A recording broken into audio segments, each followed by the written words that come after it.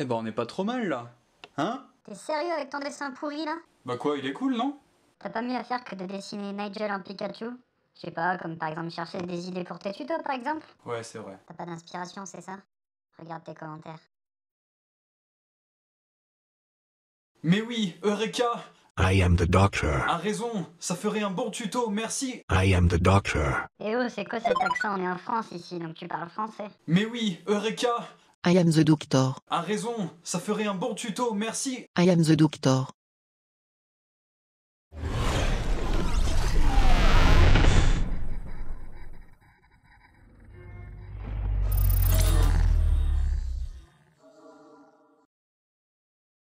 On commence avec le matériel. D'abord, il vous faudra du papier assez épais. Déjà, c'est carrément mieux pour gommer, comme je l'avais dit dans mon premier tuto. Mais surtout, l'un des éléments principaux de notre dessin d'aujourd'hui, ça va être les ombres. Vous pouvez donc oublier le papier fin. Ensuite, on va avoir besoin d'un mouchoir et d'une estompe. Le mouchoir va vous permettre d'étaler les pigments sur des zones larges et l'estompe sur des zones plus petites, ce qui permet d'être très précis. Si vous avez jamais utilisé d'estompe, je vous conseille de l'utiliser un peu avant de commencer le dessin. Déjà parce que la mine est très dure, donc il faut la rôder et l'aplatir un peu, et aussi pour vous faire un peu la main dessus, et vous y habituer. On utilisera aussi une gomme mie-de-pain, ou un petit morceau de gomme si vous n'en avez pas, et un stylo blanc pour la brillance.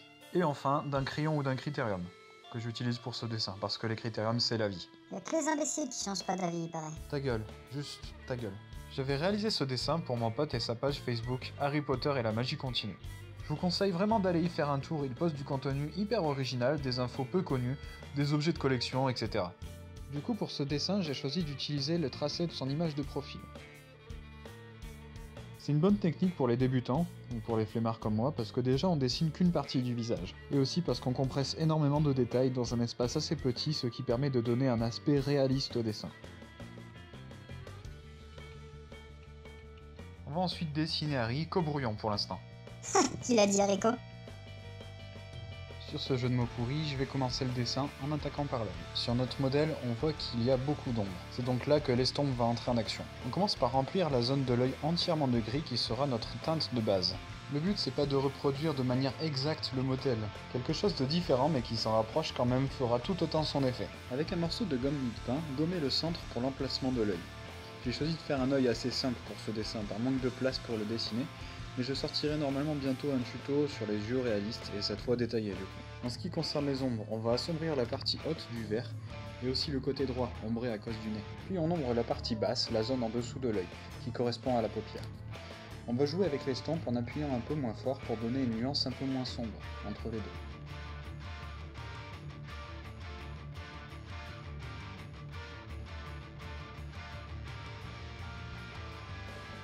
On ajoute une zone de lumière au-dessus du sourcil et une zone d'ombre sur le côté du verre. Ça donne plus d'émotion au personnage. Ajoutez ensuite de la couleur au front, quelques mèches et assombrissez les traits du contour pour donner plus de réalisme.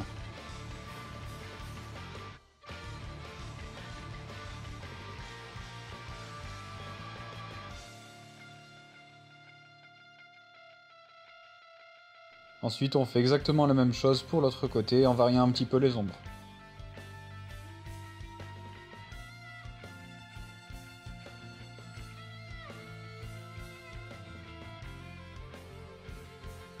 Pour le nez, je trouve qu'il est raté sur ce dessin et pas symétrique. Donc plutôt que de vous donner des infos avec un mauvais exemple, je vous conseille d'aller voir cette vidéo où j'explique comment bien le dessiner.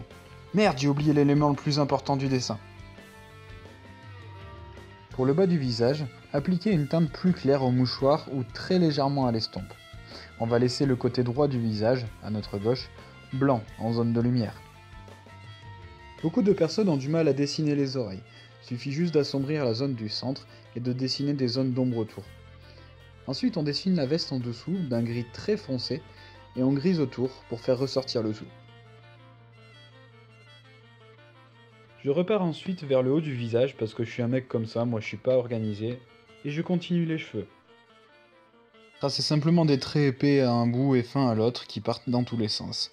Le petit plus, qui rend super bien, c'est les ombres des cheveux sur le front. Vous pouvez les réaliser à l'estompe. On continue avec l'estompe avec les ombres de la mâchoire, du menton et des lunettes. On termine la veste d'Harry, et on finit en beauté avec la baguette. Vous pouvez y ajouter un trait de brillance avec un stylo blanc.